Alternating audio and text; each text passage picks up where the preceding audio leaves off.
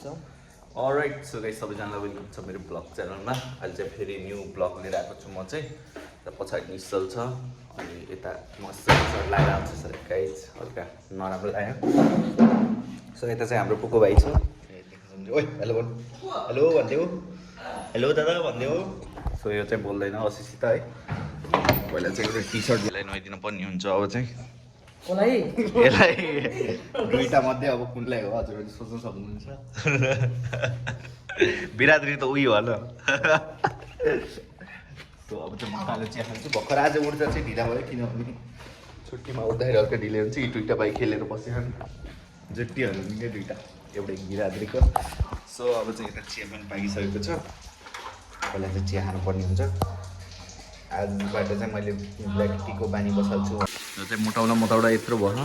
कति मोटाउने छु यहाँभन्दा बढी कद्दुको बोरा जस्तो देखियो यो चाहिँ अचल हेर्दा हेर्दै। सो त्यही हो।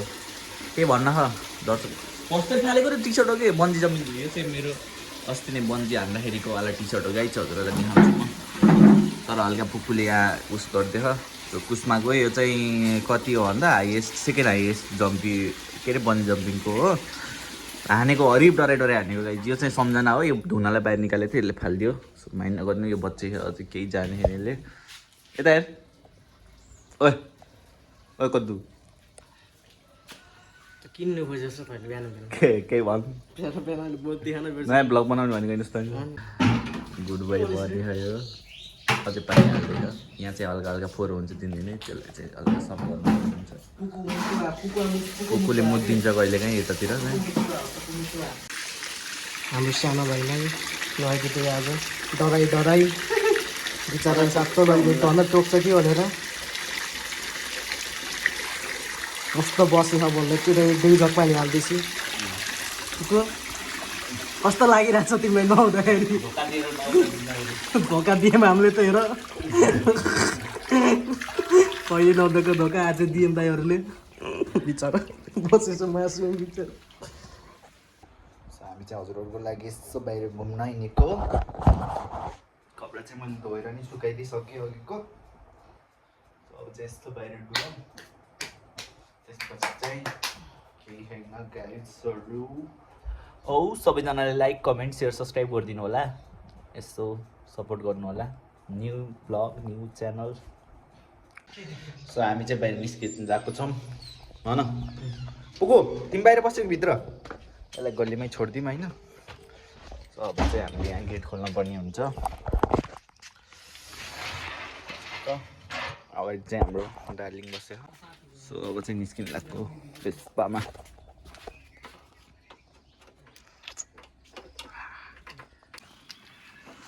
Guys सुबोधले scooty निकाल्दैछ।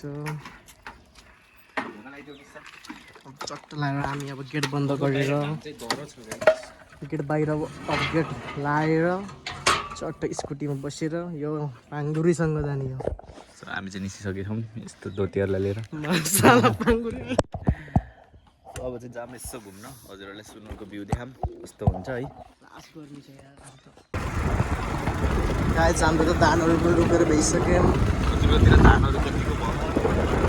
हाम्रोतिर त सबै भइसक्यो। सेल्फीवाला गर न हामी पनि देख्यौँ। सेल्फी सो अहिले चाहिँ हाइवेमा आइसक्यौँ। हाइवेको रोडहरू देखाउँछौँ हजुरलाई। खै यसो देखाएको नि सर अगाडि कस्तो राम्रो बन्यो। यहाँ अगाडि हामी जान्छौँ। यो रुपौलिया गेट हाम्रो सुनवलको रुपौलिया गेट। अहिले चाहिँ हाइवे दामी बन्यो। यो चाहिँ हाम्रो महिन्द्रा हाइवे हो। काठमाडौँतिर जाँदा मिल्नेवाला बाटो हो।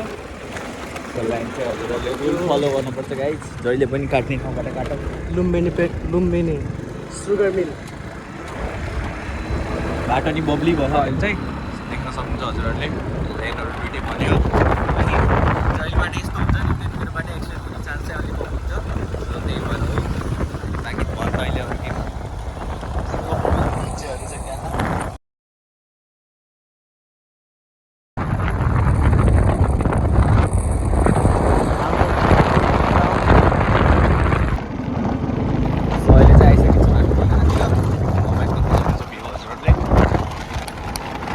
मजाको छ यहाँ भाइस चाहिँ। अहिले चाहिँ घाम लागेर हल्का देखियो। तर शीतल पनि छ। शीतल चाहिँ छ, हावा चाहिँ चलिरह। सो गाइस त्यही हो, हल्का भित्रतिर बस्छौँ हामी चाहिँ, यस्तो घाममा बस्ने कुरो भएन, यस्तो बसेर अनि चल्दिहाल्ने फेरि घरतिर। घाम छ, घाममा घरै ठिक हुन्छ बाहिरभन्दा। त्यही हो, अहिले देख्न सक्नुहुन्छ हजुरहरूले भ्यू।